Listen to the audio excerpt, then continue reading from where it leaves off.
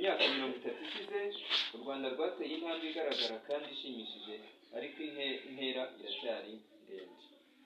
Dufite inshingano nk'Abanyarwanda, nk'ababyeyi, nk'abarezi, nk'abayobozi yo kuraga abadukomokaho igihugu cyiza no kubategurira kuzarushaho kugiteza imbere muri byose.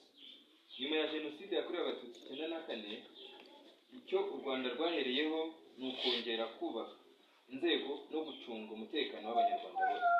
Nubwo ibintu byose byihutirwaga nyuma ya Jenoside yakorewe Abatutsi, u Rwanda rwahisemo ibintu bitatu by'ingenzi, ari byo kuba umwe, gukora neza inshingano no kureba kure.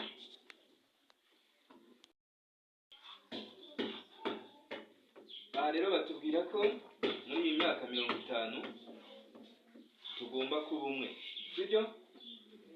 Muri iki cyerekezo 2050 tugomba kuba umwe, gukora neza inshingano no kureba ukamenya ejo hazaza, dutegurira abadukomokaho, tubategurira ejo heza hazaza, sibyo?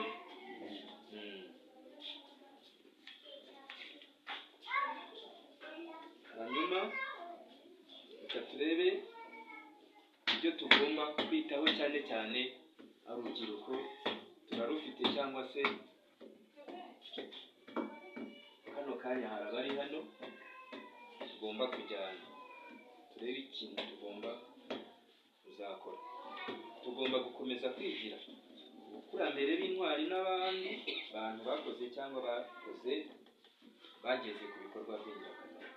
Tugomba gusigasira ibyagezweho no kubyongera mu bwinshi no mu bwiza. Tugomba kwitoza iteka gukora icyiza no kwanga ikibi. Tugomba gukunda umuco wacu, kurangwa n'indangagaciro z'umuco nyarwanda, gukunda ururimi rwacu no kwitwararika, sibyo?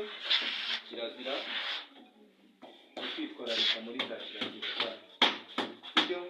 Tugomba guharanira kwigira no kwihesha agaciro, dukorera ku ntego,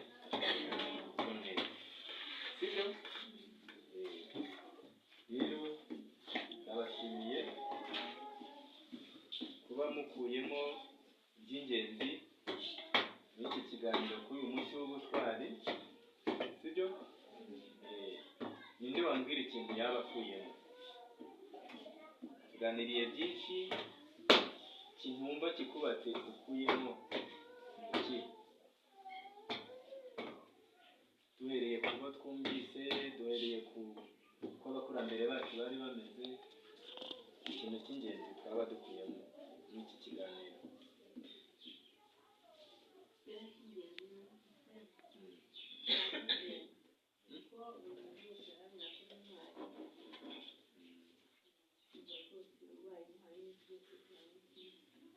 Nakoze cyane ko buri muntu wese agomba guharanira kuba, ariko uzi kuva ku isi abantu bavuga ngo siwe twabona tuvuye imbere. Hari umuntu bajya gushyingura, sibyo? Abantu bavuga ngo murundeho vuba vuba, twe twabona batatugaruka. Biriya bintu birakwira. Uriya muntu imbere y'Imana aba yamaze guhunga, aba yagiye kwa Satani.